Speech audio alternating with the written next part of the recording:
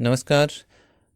आपके अपने YouTube channel पर आपका स्वागत है। आज हम आपके लिए लेकर आए हैं कक्षा 12 की हिंदी पाठ्य पुस्तक आरोह के काव्यखंड का पहला पाठ आत्मपरिचय, जिसके कवि हैं हरिवंशराय बच्चन। सर्वप्रथम हम शब्दार्थों को देखते हैं। जग जीवन का अर्थ होता है सांसारिक जीवन की समस्याएं, भार, बोझ या उत्तरदायित्व को कहा गया है। झनकृत कहते हैं झनकार की ध्वनि करना। फिर देखिए स्नेह सुरा, प्रेम रूपी मदिरा। जग की गाते, संसार की परंपराओं के अनुसार चलना या सांसारिक वासनाओं में लिप्त रहना। अब हम इसका भावार्थ देख लेते हैं। पहली पंक्ति है, मैं जग जीवन का भार लिए फिरता हूँ। कवि कह रहा है कि यह संसार जो है, इस सांसारिक जीवन में अनेक समस्याएं हैं और मैं उन समस्याओं से भली भांति परिचित हूँ और मुझे पता है इन समस्याओं का निराकरण किस प्रकार से किया जाएगा और उन समस्याओं के निराकरण का उत्तरदायित्व रूपी भार मैंने अपने ऊपर लिया हुआ है। फिर भी जीवन में प्यार लिए फिरता हूँ और मेरा मानना है कि संसार की समस्याओं का समाधान केवल प्रेम द्वारा ही किया जा सकता है। इसलिए मैं प्रत्येक प्राणी पर अपार स्नेह लुटाता हुआ आगे बढ़ता रहता हूँ। अगली पंक्ति देखिए, कर दिया किसी ने झनकृत जिनको छूकर, मैं सांसों के दो तार लिए फिरता हूँ। अब इसमें कवि कह रहा है, जिस प्रकार से वीणा के तारों को अंगुलियों के स्पर्श से जो है मधुर संगीत की लहरियाँ उत्पन्न की जा सकती हैं, उसी प्रकार से मेरी सांसें भी किसी का स्पर्श पाकर उसके दुखों को दूर कर उसे आनंद का रसपान कराने को आतुर रहती हैं। दूसरे अर्थों में देखें तो कवि कह रहा है, मुझे अपने प्रियतम का वह प्रिय स्पर्श अब तक याद है जब उसने मेरी सांसों के तारों को प्रेम की छुअन से झनकृत कर दिया था। अब यहाँ पे हम यह अनुमान लगा सकते हैं कि कवि का प्रियतम उससे बहुत दूर चला गया है, इसलिए वह कह रहा है कि मैं आज भी उसी प्यार को पुनः पाने के लिए यहाँ वहाँ घूमता फिरता हूँ। मैं सांसों के दो तार लिए फिरता हूँ, यहाँ वहाँ घूमता फिरता हूँ कि कोई आकर मेरी सांसों की वीणा के तारों को पुनः झनकृत कर दे। फिर अगली पंक्ति देखिए, मैं स्नेह सुरा का पान किया करता हूँ, मैं कभी न जग का ध्यान किया करता हूँ। कवि कह रहा है, जिस प्रकार कोई व्यक्ति मदिरा का पान करने पर मदमस्त होकर संसार की समस्याओं और चिंताओं को भूल जाता है, उसी प्रकार मैं निरंतर प्रेम रूपी मदिरा का पान करके अपने में मस्त रहता हूँ और मैं कभी न जग का ध्यान किया करता हूँ। मैं संसार की चिंताओं से मुक्त हो जाता हूँ, मैं संसार के लोगों का ध्यान नहीं करता हूँ। दूसरे अर्थों में हम देखें तो कवि का कहने का आशय है कि मैं प्रेम का पक्षधर हूँ, मैं हमेशा प्रेम बांटता रहता हूँ और कभी भी इस बात की चिंता नहीं करता हूँ कि संसार के लोग मुझे इस प्रकार प्रेम बांटते देखकर क्या कहेंगे। अगली पंक्तियों में कवि कहता है, जग पूछ रहा उनको जो जग की गाते, मैं अपने मन का ज्ञान किया करता हूँ। संसार, जग संसार को कहा जाता है। संसार उन्हीं को महत्व देता है जो इसकी परंपराओं का अनुसरण करते हैं और जो संसार में भोग विलास में लिप्त रहते हैं। यह संसार के लोग उन्हीं को पूछते हैं, परंतु मैं अपने मन का गान किया करता हूँ। कवि कह रहा है कि मैं ये संसार के लोगों का अंधा अनुकरण नहीं करता हूँ, मैं स्वयं अपने लिए नई रीति नीतियों का निर्माण करता हूँ, अपने तरीके से जीवन जीता हूँ। जो बातें मेरे मन को अच्छी अथवा उचित नहीं लगती, मैं उनके अनुरूप नहीं चलता हूँ। इस संपूर्ण काव्यांश में अंत्यानुप्रास है जगजीवन, स्नेहसुरा तथा जो जग। इसमें अनुप्रास अलंकार है, सांसों के दो तार हो गया और स्नेहसुरा, इनमें रूपक अलंकार भी है क्योंकि स्नेह रूपी सुरा और सांस रूपी तार। और यहाँ पे देखिए, मैं जग जीवन का भार लिए फिरता हूँ और कभी न जग का ध्यान किए करता हूँ, यह कहकर कवि ने एक विरोधाभास का भाव यहाँ पे उत्पन्न किया हुआ है। दूसरा काव्यांश देखिए, सबसे पहले हम शब्दार्थ देखते हैं।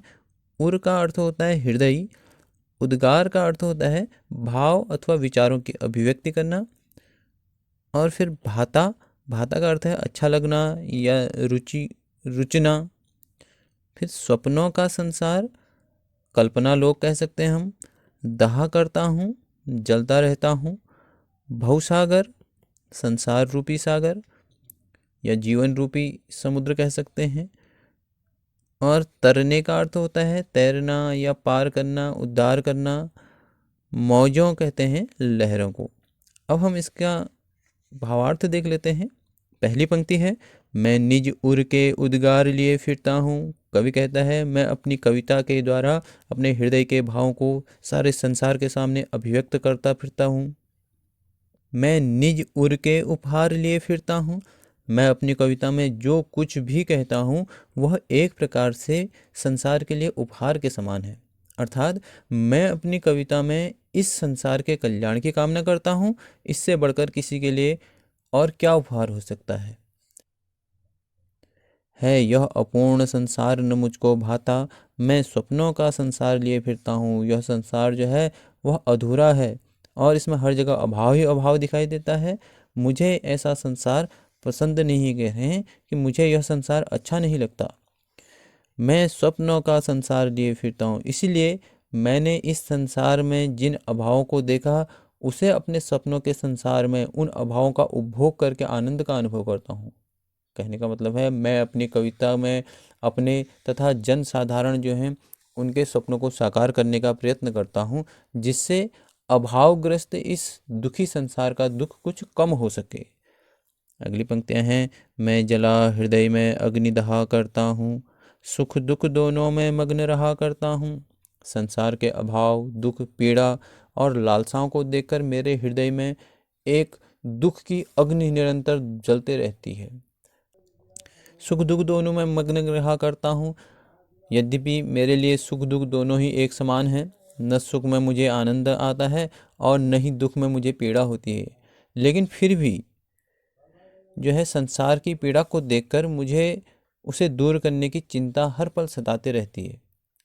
इसलिए जग भव सागर तरने को नाव बनाए, मैं भव मौजों पे मस्त बहा करता हूँ। इसलिए मैं इस संसार रूपी सागर को पार करने के लिए स्वयं को प्रेम की नौका बनाए हुए आगे बढ़ता जा रहा हूँ। मैं खुद एक प्रेम की नौका बना हूँ कह रहा है, और मैं आगे बढ़ रहा हूँ नाव बनकर, ताकि मैं पूर्ण मस्ती और आनंद का अनुभव करते हुए इस जीवन को इस प्रकार जीता हुआ आगे बढ़ूं जिस प्रकार कोई नौका सागर की लहरों पर नीचे ऊपर झूलती हुई बिना किसी द्वंद्व के किनारे की ओर बढ़ती जाती है।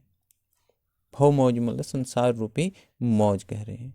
अब यहाँ पे देखिए संपूर्ण काव्यांश में अनुप्रास अलंकार है, भवसागर और भव मौज में रूपक अलंकार है, क्योंकि संसार रूपी सागर और संसार रूपी लहरें कहा गया है यहाँ पे। तीसरा काव्यांश से देखिए, सर्वप्रथम इसके शब्दार्थ से देख लेते हैं। यौवन का अर्थ होता है जवानी। उन्माद प्रेम की सनक या पागलपन को उन्माद कहा जाता है। अवसाद दुख या उदासी को अवसाद कहा जाता है। यत्न प्रयास को कहा जाता है। नादान अज्ञानी व्यक्ति को नादान कहा जाता है। दाना लोभ या भोग विलास की सामग्री मूढ़ मूर्ख को कहा जाता है। अब इसका भावार्थ देख लेते हैं। पहली पंक्ति देखिए, मैं यौवन का उन्माद लिए फिरता हूँ। कवि कह रहा है कि मुझ में जवानी का उत्साह पूर्ण तीव्रता के साथ उपस्थित है, जिसके द्वारा मैं सारे संसार को प्रेम का संदेश देकर उसे बदलने का प्रयास करता हूँ।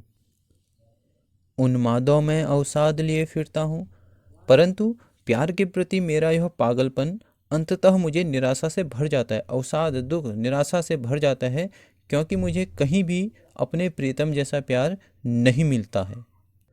फिर अगली पंक्तियों में कहते हैं, जो मुझको बाहर हंसा रुलाती भीतर, मैं हाय किसी की याद लिए फिरता हूँ। कवि कह रहा है कि मैं अपने प्रियतम की याद लिए इधर उधर फिरता हूँ, लेकिन वह याद मुझे बाहर ही बाहर हंसने के लिए मजबूर करती है। मैं बाहर ही बाहर हंसता हूँ, लेकिन रुलाती भीतर, भीतर ही भीतर मैं रोता रहता हूँ। क्यों? क्योंकि अगर मैं सबके सामने रोने लग गया तो यह संसार मेरा उपहास उड़ाएगा। इसलिए मैं बाहर तो हंसता हूँ ताकि मैं संसार के लोगों के उपहास से बच सकूं, परंतु अंदर ही अंदर उस प्रियतम की याद मुझे रुलाती है। यहाँ पर जो कवि है, कवि का जो प्रियतम है वह कोई और नहीं बल्कि स्वयं ईश्वर उनका कवि। अगली पंक्तियाँ देखिए, कर यत्न मिटे सब सत्य किसी ने जाना। कवि कहता है कि यह सारा संसार उस परमेश्वर की खोज में प्रयत्नशील है, यत्न कर रहा है, फिर भी कोई उस सत्य को नहीं खोज पाया है। इस स्थिति पर खेद व्यक्त करते हुए कवि कहता है, नादान वही है हाय जहाँ पर दाना। लोग जो हैं लोभ और भोग विलास के साधनों में लगे हुए हैं और वहीं के वहीं बने हुए हैं, अर्थात उस परमेश्वर की ओर एक कदम भी नहीं बढ़ा पाते हैं। फिर मोड़ न क्या जग जो इस पर भी सीखे, फिर यह हो भी तो कैसे, क्योंकि जिसे ज्ञान ही नहीं है वह सत्य रूपी परमेश्वर को कैसे जान सकता है, उसके समीप कैसे पहुंच सकता है। मगर इस संसार की मूर्खता देखिए कि वह यह सब जानते हुए भी, फिर मोड़ न क्या जग, यह इस संसार की मूर्खता तो देखिए, कहते हैं जो इस पर भी सीखे, यह सब कुछ जानते हुए भी इससे सीख नहीं लेना चाहता है। कवि कहता है कि भला इन मूर्खों को कौन समझाए कि बिना ज्ञान के सत्य को कैसे पाया जा सकता है, अर्थात ज्ञान के बिना सत्य को पाना असंभव है।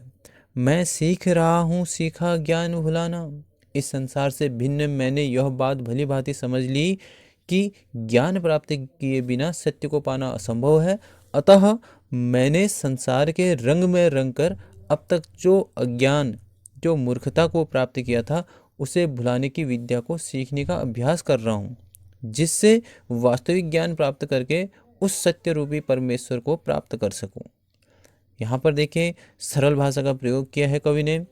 बाहर हंसना भीतर रोना, ये लोकोक्ति है, लोकोक्ति का प्रयोग भी यहाँ पे किया गया है। और काव्यांश में अनुप्रास अलंकार के साथ साथ विरोधाभास अलंकार भी दिखाई देता है। जो अंतिम 4 पंक्तियाँ हैं इनमें देखिए ये प्रश्न अलंकार यहाँ पर दिया है। इसी के साथ हमारी आज की यह वीडियो यहीं पर समाप्त होती है। इस कविता के अगले 2 काव्यांशों का अध्ययन हम अगले वीडियो में करेंगे। तब तक के लिए नमस्कार, धन्यवाद।